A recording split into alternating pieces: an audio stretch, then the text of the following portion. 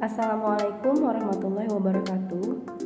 Kali ini saya akan berbagi informasi kembali tentang nutrisi pasien hemodialisis bagian kedua yang merupakan kelanjutan dari materi sebelumnya.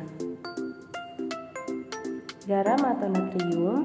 Garam yang dimakan akan mempengaruhi jumlah cairan yang tertahan yang ada di dalam tubuh. Nah, garam ini akan meningkatkan rasa haus sehingga akan minum lebih banyak. Dan hal ini, jika fungsi ginjal yang sudah menurun, akan membuat cairan yang masuk ke tubuh menjadi tertahan karena tidak bisa dikeluarkan lewat urin, sehingga pasien akan mengalami kelebihan cairan. Kelebihan cairan ini akan menyebabkan overhidrasi, sesak nafas, peningkatan tekanan darah, bengkak di tubuh, contohnya di kelopak mata, wajah, betis, kaki, lengan, dan tangan.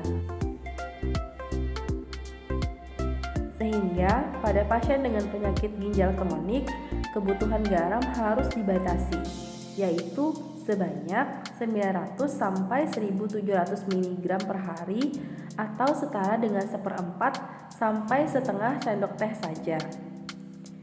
Nah, untuk makanan yang tinggi garam, contohnya 1. Makanan yang sudah diproses seperti sosis, daging asap, telur asin, dan ikan asin. 2. Makanan cepat saji seperti pizza, burger, fried chicken, dan kentang goreng. 3. Snack seperti keripik kentang dan keripik singkong, serta makanan kaleng contohnya sarden dan kornet.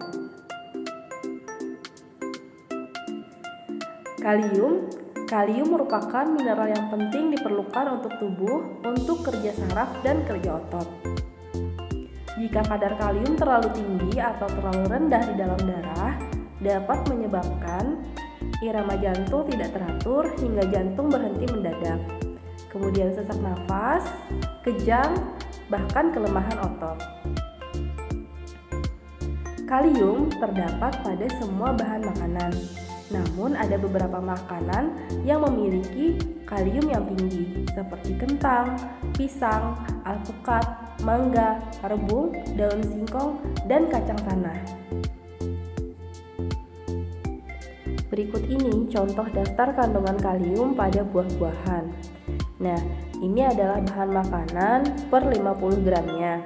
Jadi dapat dilihat dalam tabel bahwa buah pisang memiliki kandungan kalium paling tinggi sebanyak 435 per 50 gram pisang tersebut. Dan selanjutnya disusul oleh buah alpukat, duku, pepaya, dan apel merah.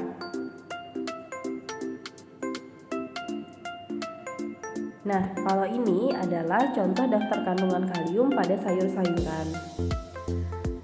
Yang paling tinggi kadar kaliumnya adalah daun pepaya. Jadi setiap 50 gram daun pepaya memiliki kadar kalium sebanyak 326. Kemudian disusul oleh bayam, kapri, kol, dan kembang kol. Yang selanjutnya adalah fosfor dan kalsium. Fosfor merupakan salah satu mineral tubuh yang bersama dengan kalsium diperlukan untuk pertumbuhan tulang. Fosfor ini kadarnya di dalam darah harus seimbang dengan kalsium. Pada pasien dengan penyakit ginjal kronik, kadar fosfor akan tinggi di dalam darah karena tidak dapat dikeluarkan oleh ginjal. Dan kadar fosfor yang tinggi akan menimbulkan keluhan seperti gatal, nyeri mata, nyeri sendi, dan tulang menjadi rapuh. Asupan kalsium biasanya diberikan sebagian dalam bentuk suplemen. Dan pada pasien PGK harus menghindari makanan yang mengandung fosfor yang tinggi seperti keju, susu, dan produk lainnya yang berasal dari susu.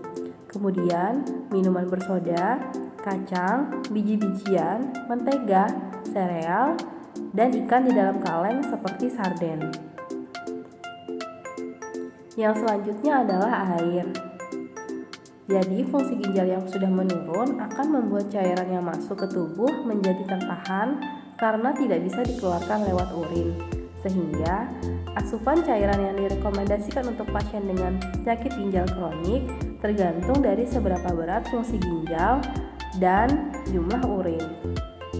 Jumlah cairan yang diberikan itu sama dengan cairan yang hilang berupa air seni dan ditambah dengan 500 cc keringat dan efluen. Nah, bagaimana cara mengontrol agar tidak kelebihan cairan?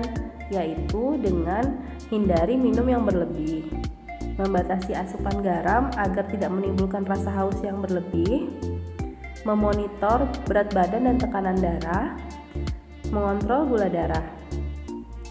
Baiklah, itu yang dapat saya sampaikan. Terima kasih atas perhatiannya. Mohon maaf jika ada kekurangan dan semoga bermanfaat. Wassalamualaikum warahmatullahi wabarakatuh.